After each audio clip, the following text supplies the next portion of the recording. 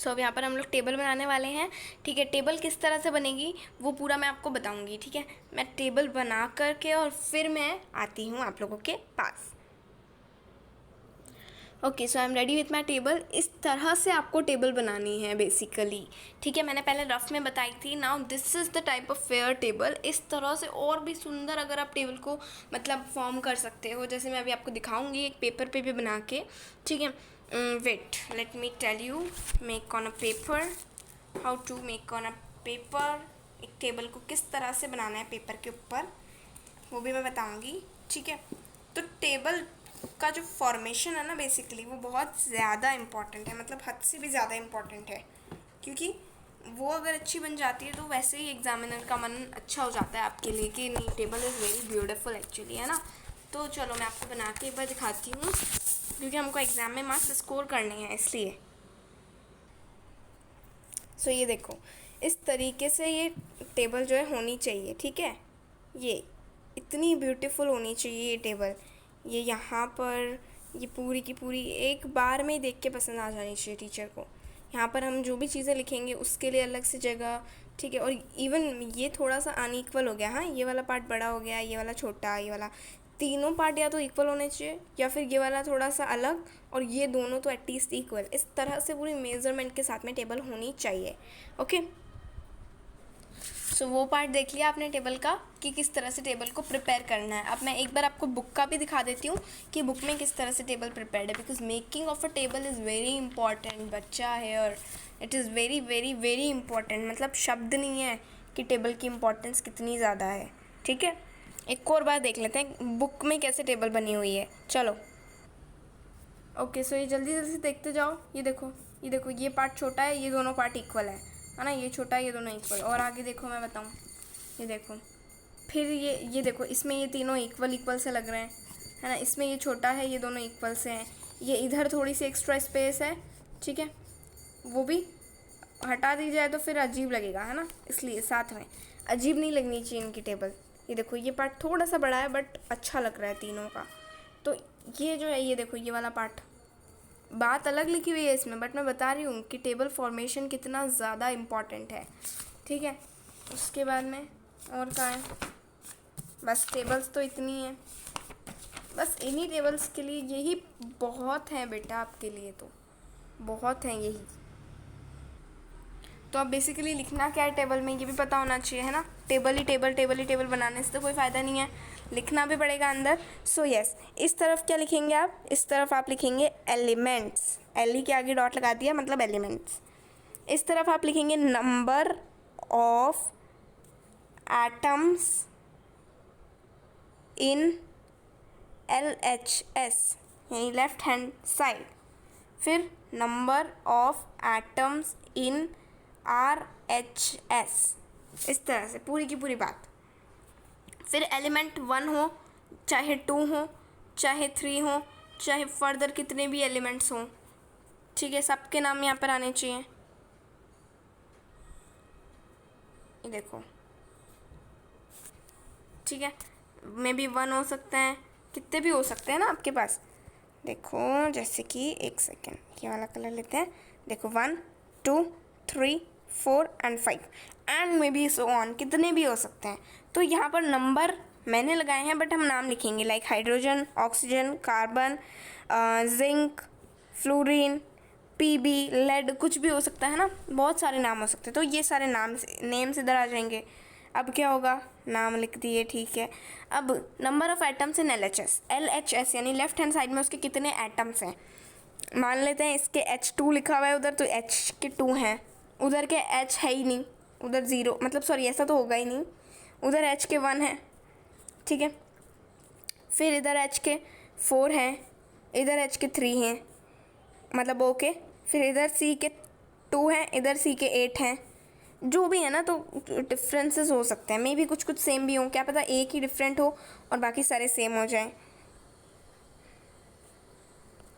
ऐसा भी हो सकता है, ठीक है। तो कुछ भी हो सकता है, तो वो जो चीज़ है वो यहाँ पर नंबर्स आ जाएंगे, ओके। फिर उसके बाद में क्या करना है हमको, नेक्स्ट स्टेप क्या बोल रहा है, टेबल आपने बना ली है, जैसे एटम्स थे वैसे के वैसे आपने लिख लिए हैं, 1 2 1 3 2 4 जो भी नंबर था सब आपने लिख लिया। अब अगली चीज़ क्या करनी है, अगला स्टेप थर्ड पढ़ते हैं।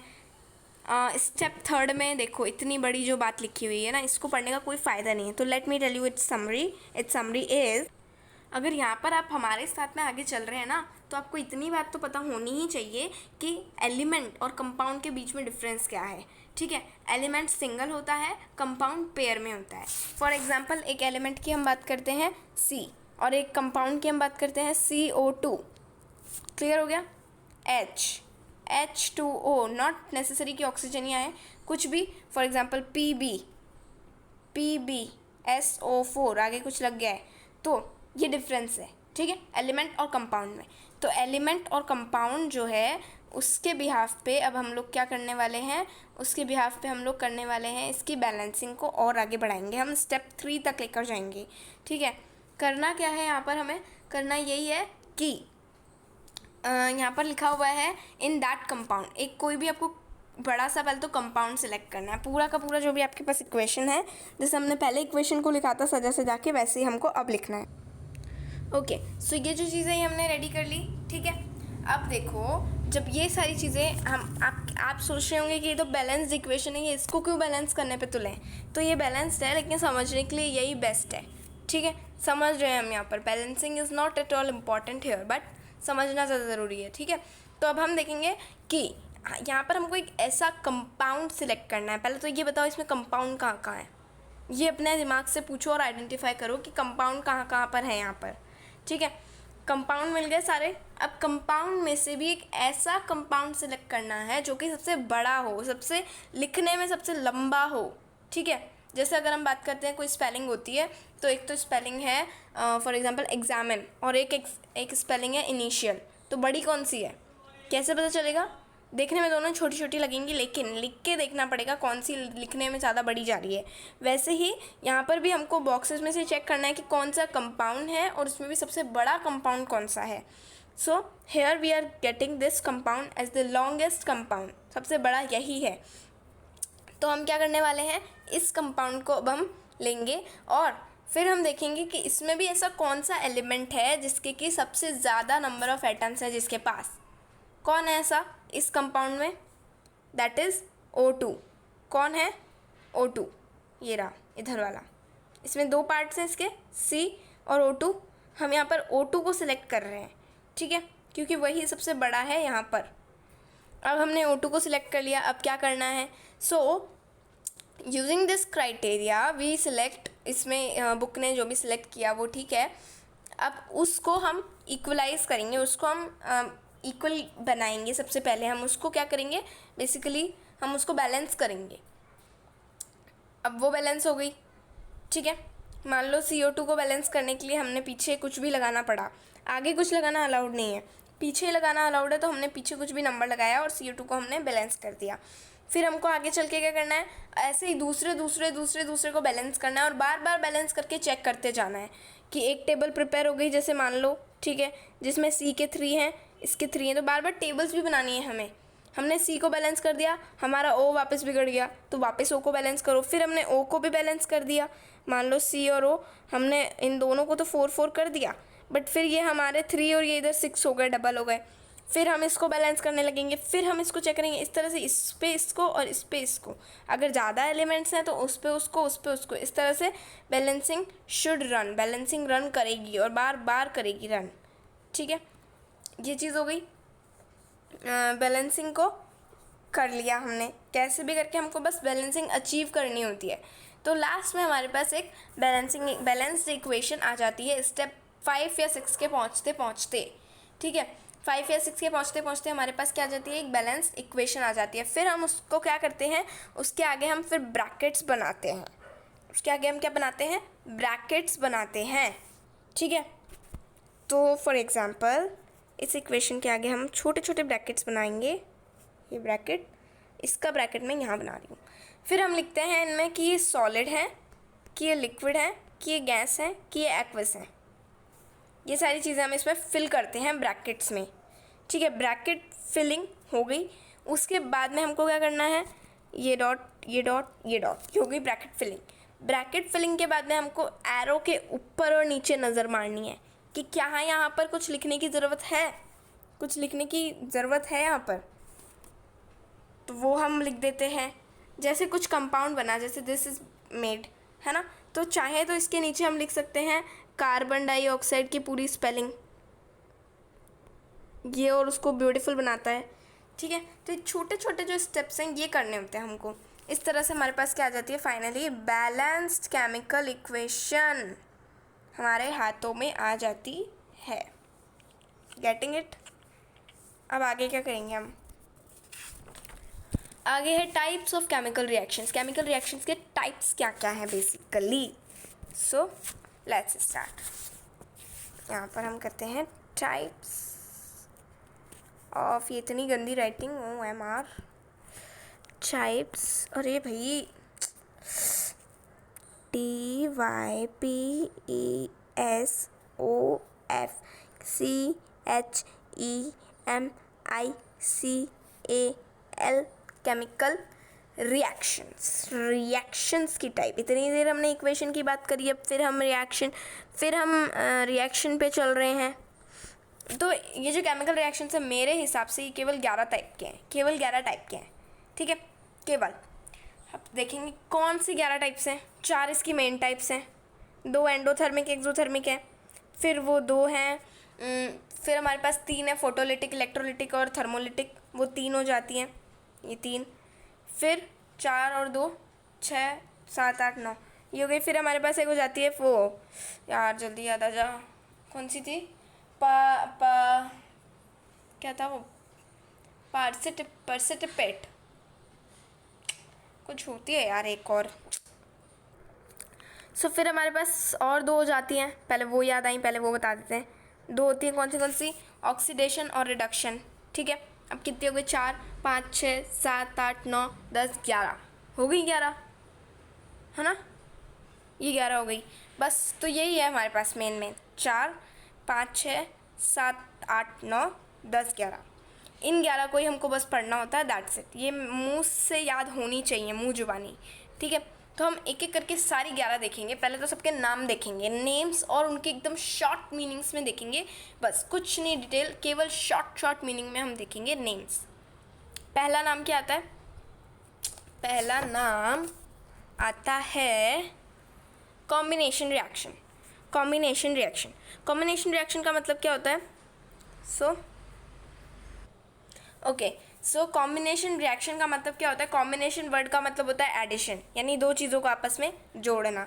मैंने ये चीज़ें इसलिए फटाफट लिख ली ताकि टाइम वेस्ट ना हो। ठीक है, तो यानी इनको ऐड करना, कोई भी 2 चीज़ों को ऐड करना, और जिससे कि एक तीसरी चीज़ फॉर्म हो जो कि हो सिंगल। तो 2 चीज़ों को कंबाइन करके एक नई चीज़ को फॉर्म करना, वो क्या हो, सिंगल हो। जैसे कि A + B गिव्स AB। ज़रूरी नहीं है 2 ही चीज़ें हो, A + BC + AD gives A2 BCD। इस तरह से कुछ भी हो सकता है ना, XYZ कुछ भी। तो वो हो गया हमारा कॉम्बिनेशन रिएक्शन। बिल्कुल शॉर्ट में हमने देखा कि चीज़ सिंगल बननी चाहिए, आगे जो चीज़ बन रही है दैट शुड बी 1 ओनली। यहाँ पे हम 5 को ऐड करें, जैसे कि अगर हम देखते हैं कि हमने यहाँ पर ऐड किया है, फॉर एग्ज़ाम्पल जैसे यहाँ पर लिखा हुआ है गूगल, हम ऐड करते हैं वर्ड को ही, इस वर्ड को ही हम ऐड करते हैं, GOOGLE।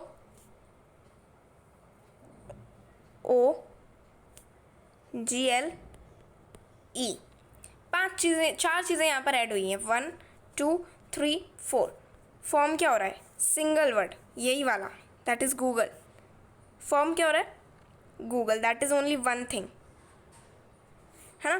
तो होना क्या चाहिए कि कितनी भी चीज़ें ऐड हो रही हों, आगे जाके सिंगल चीज़ बननी चाहिए, तब मज़ा आएगा, और तभी हम उसको क्या कहेंगे, कॉम्बिनेशन रिएक्शन कहेंगे।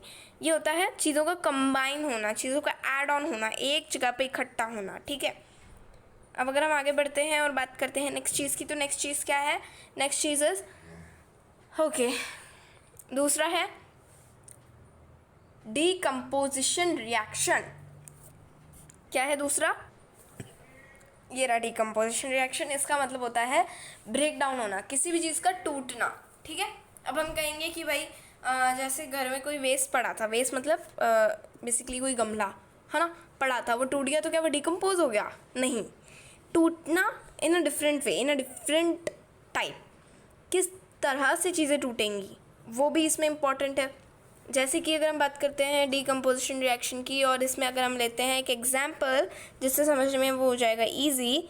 So let's see, A B C D gives you A B D2 कर देते हैं प्लस C D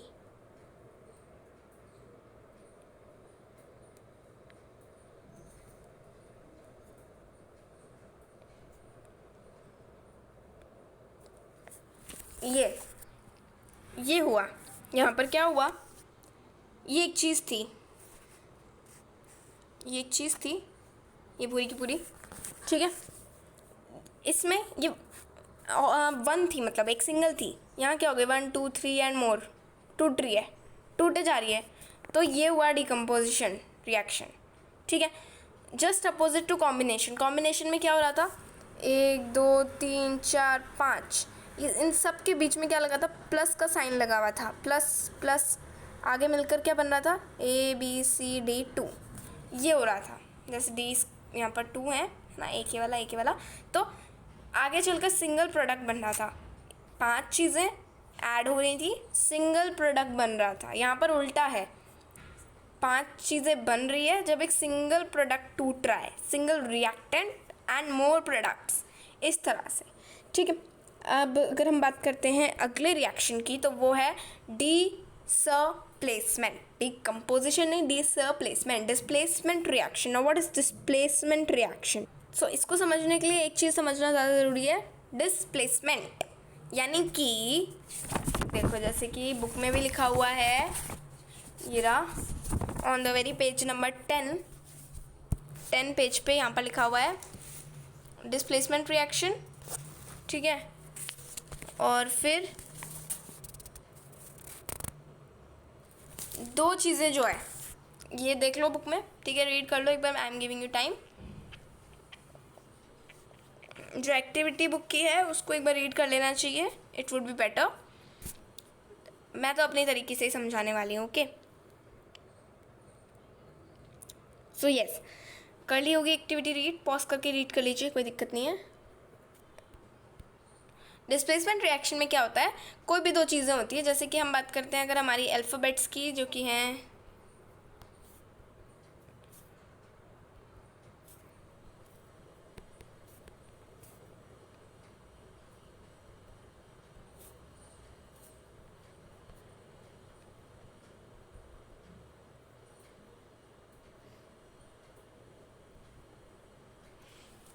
ओके, ये होता है बेसिकली डिस्प्लेसमेंट रिएक्शन का एक बेस्ट एग्जांपल।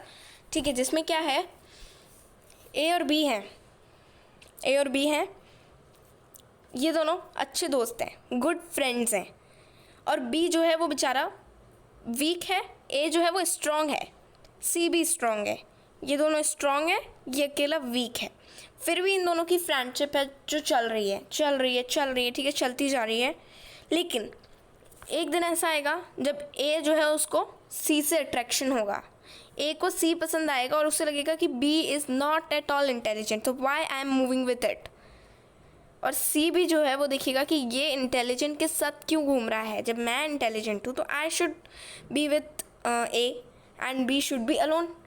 तो वही होता है, ये बेसिकली फ्यूचर आ जाता है इनका। फ्यूचर इज़ दिस, जहाँ पर ए सी साथ है और बी अकेला है, बिकॉज बी वॉज वीक। ये वीक और जो पावरफुल वाला जो हमारा सिस्टम है ना, ये हमको पता कैसे चलेगा? ये हमको पता चलेगा रिएक्टिविटी सीरीज से। You can search it Google. ठीक है, रिएक्टिविटी सीरीज से। So let me just take out that for you. ये देखिए, ये आ गई reactivity series. How to remember the reactivity series, इसमें रिमेंबरिंग का भी आपके पास है। Please stop calling me a careless zebra, instead try learning how copper saves gold. ठीक है, इसमें देखो potassium, sodium, calcium and magnesium, aluminium, carbon, zinc, iron, tin, lead, hydrogen, copper, silver, gold. ये एक रिएक्टिविटी सीरीज है। सबसे नीचे वाले लीस्ट रिएक्टिव और सबसे ऊपर वाले मोस्ट रिएक्टिव हैं, ठीक है। तो जैसे पोटेशियम गोल्ड को रिप्लेस करेगा, सोडियम टिन को रिप्लेस कर सकता है, जो नीचे वाले हैं उनको ऊपर वाले ऑब्वियसली रिप्लेस कर सकते हैं। अगर हम फाइट करवा दें आयरन और टिन के बीच में तो कौन जीतेगा? आयरन जीतेगा। अगर हम टिन और लेड के बीच करा दें तो टिन जीतेगा। तो जो ऊपर वाला है वो जीत जाएगा और जो नीचे वाला है वो रह जाएगा, है ना, इस तरह से। ये देखिए बहुत सारी यहाँ पर हमारे पास फ़ोटोग्राफ्स हैं। ये वाली फ़ोटोग्राफ है, ठीक है। इसमें भी एक्सट्रैक्ट बाय इलेक्ट्रोलिसिस, ये और ज़्यादा हमारे को डिटेल है ना। ये रहा नॉर्मल सी है ये तो, KNA, इसके सिंबल्स भी इसके साथ में, तो you can take screenshots further. Okay, ये है, ये इसका स्क्रीनशॉट ले सकते हैं, ये एक इम्पॉर्टेंट है। इसमें सब अपना अपना बनाते हैं। इसमें जो पासवर्ड है, मतलब जो इसके जो लर्निंग के तरीके हैं वो सब अपने अपने बनाते हैं। कोई इनसे बनाता है, कोई इधर वाली चीज़ों से बनाता है ना, और कोई इधर वाले नेम्स से बनाता है, कोई इससे बनाता है, कोई इससे बनाता है, ठीक है। तो ये हम बना सकते हैं। ये आगे ये आ रहे हैं, नेक्स्ट है, ये हैं, बहुत सारी फ़ोटोग्राफ्स हैं। Okay, so you can. अब हम बात करते हैं वापस हमारे टॉपिक की, जहाँ पर हम पढ़ रहे थे कि हमने अभी क्या पढ़ा था? हमने अभी पढ़ा था डिस्प्लेसमेंट रिएक्शन, ठीक है। डिस्प्लेसमेंट रिएक्शन की हम बात कर रहे थे। सो उसमें क्या होता है ना कि बेसिकली ये रिएक्टिविटी सीरीज़ डिस्प्लेसमेंट रिएक्शन की हम बात कर रहे थे, ये रही। सो उसमें क्या हो रहा है कि रिएक्टिविटी सीरीज़ पे वो डिपेंड करता है कि कौन किसको रिप्लेस करने वाला है। For example A+B+C gives AB+C। यहाँ पर बताओ वीक कौन था? C। स्ट्रॉन्ग कौन था? A। इन दोनों के बीच हाँ, इन दोनों के बीच कंपटीशन हुआ, जिससे कि B अपनी जगह पर ही रहा, बट उसका पार्टनर चेंज हो गया। जहाँ वो BC था वहाँ वो AB हो गया, तो AB बन गया और BC रिप्लेस हो गया, BC रिप्लेस हो गया और AB की जो टीम है वो काम करने लग गई। इस तरह से हम इसको लेंगे। तो ये तो होता है डिस्प्लेसमेंट रिएक्शन, जहाँ पर 1 + 2 3 इज़ इक्वल टू 1 2 + 3, ये सिस्टम चलता है, ठीक है। जबकि 2 3 गिव्स इस तरह से। और जबकि जब हम बात करते हैं अगले रिएक्शन की, जो कि है डबल डिस्प्लेसमेंट रिएक्शन, यानी डबल चीज़ें डबल होंगी। कैसे? 1 2 + 3 4, 4 नया है, वो बन जाएगा फिर 1 3 + 2 4। तो इन दोनों ने अपनी अपनी जगह चेंज करी है और 1 और 4 ने अपनी जगह चेंज नहीं करी है। इन दोनों ने अपनी अपनी जगह चेंज करी है, ठीक है। सो यहाँ पर हम इसको एक और रिएक्शन की यहाँ पर बात आती है, पर्सिटिपेशन रिएक्शन, ठीक है। जहाँ पर एक पर्सिटिपेट बच जाता है तो हम उसको कह देते हैं पर्सिटिपेशन रिएक्शन, ठीक है। That is very easy to be learn. और such reaction in which there is exchange of ion between reactants are called double displacement reactions. Okay, ये हो गया डबल डिस्प्लेसमेंट। बात भी हो गई, उसकी भी बात हो गई है। अब नेक्स्ट कौन आता है? नेक्स्ट आता है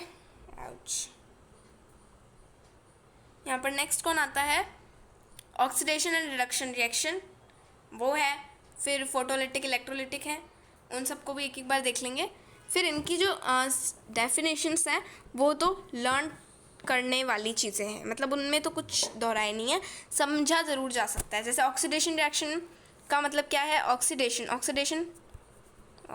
जल्दी जल्दी देखेंगे। अब ऑक्सीडेशन का मतलब क्या होता है कि जहाँ पर ऑक्सीजन ऐड हो रहा है +O2, कहीं पर भी, कहीं किसी भी चीज़ में +O2 हुआ है ना अगर, तो वो क्या है? ऑक्सीडेशन। या फिर किसी भी चीज़ में -H2 हुआ है, हाइड्रोजन निकला, हाइड्रोजन का निकलना या फिर ऑक्सीजन का घुसना, ठीक है, वो क्या हो गया? ऑक्सीडेशन रिएक्शन हो गया। हाइड्रोजन का क्या होना? हाइड्रोजन का निकलना, माइनस होना, और ऑक्सीडेशन का प्लस होना, यानी -H2 + O2।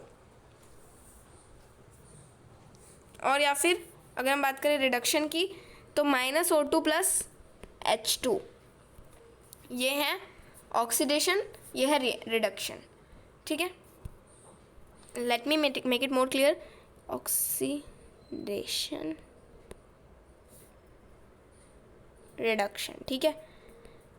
ये फोटोग्राफ दिमाग में याद हो जानी चाहिए कि माइनस, इधर माइनस का ये ऐसे, ये एक टेबल है एक तरह से, ये एक टेबल है अपने आप में, ये बहुत बड़ी एक टेबल है, ठीक है। So this should be learned, ये एक एक चीज़ क्लियर हो रही है, ठीक है। नाउ नेक्स्ट है हमारे पास विच इज़ अगला रिएक्शन कौन सा है, प्रेसिपिटेशन की बात हो गई है, तीन वो फोटोलिटिक, इलेक्ट्रोलिटिक और वो लोग वो पढ़ लें, देन हमारा ख़त्म होगा, है ना, एक बार के लिए चैप्टर। तो और क्योंकि कोरोजन और रेंसिडिटी कट चुके हैं सो हम उसको नहीं देखेंगे, ओके। कोरोजन रेंसिडिटी को नहीं देखेंगे, ओनली जो है अभी इन्हीं की बात कर रहे हैं। सो अब लास्ट के 3 बातें चैप्टर ख़त्म करने के लिए, वीडियो का एंड करने के लिए, अरे भाई ये क्या हो गया, है ना। तो चैप्टर ख़त्म करने के लिए 3 कौन से हमारे पास, photolytic, electrolytic and thermolytic. So just ये रहा। फोटोलिटिक मतलब क्या, इलेक्ट्रोलिटिक मतलब क्या, और थर्मोलिटिक मतलब क्या। सबके नामों में उनके मीनिंग छुपे हुए हैं, बस नाम को समझना ज़रूरी है। फोटो मतलब सनलाइट, इलेक्ट्रो मतलब इलेक्ट्रिसिटी और थर्मो मतलब हीट। हीट एनर्जी से थर्मोलिटिक, फोटो एनर्जी से यानी सनलाइट से फोटोलिटिक, और लिटिक का मतलब होता है basically lysis. Lysis is basically break down. So photo thermal energy से किसी भी चीज़ का ब्रेक डाउन होना, टूटना, ठीक है, ऐसे ये टूटता है, टूटने की आवाज़। इलेक्ट्रिसिटी से किसी भी चीज़ का टूटना, और फोटोसिंथेसिस से हमें पता चलता है सनलाइट। सो सनलाइट से किसी भी चीज़ का टूटना, है ना। टूटता कैसे, सनलाइट से क्या टूटेगा, कुछ नहीं टूटेगा, बट रिएक्शन के दौरान कुछ भी, है ना, वो सब चीज़ें यहाँ पर होती हैं।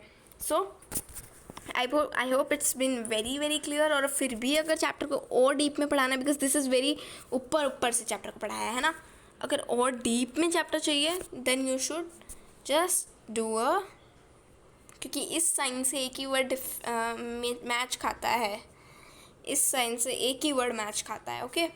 सो just do it a comment, okay. So goodbye, thank you so much. और ये सीरीज़ कंटिन्यू होने वाली है, अभी कल नया चैप्टर लेकर आएंगे एसिड बेस एंड सॉल्ट, फिर उसके बाद अगला चैप्टर सॉल्ट तो अब की बार कट ही चुका है, तो एसिड बेस बोलने में ही हमारी भलाई है, ठीक है, वो हम लोग करेंगे। और आगे आगे इसी चीज़ को हम लोग कंटिन्यू करने वाले हैं, ठीक है। क्या करने वाले हैं, कंटिन्यू करने वाले हैं सेम चीज़ को। So just keep watching and thank you so much.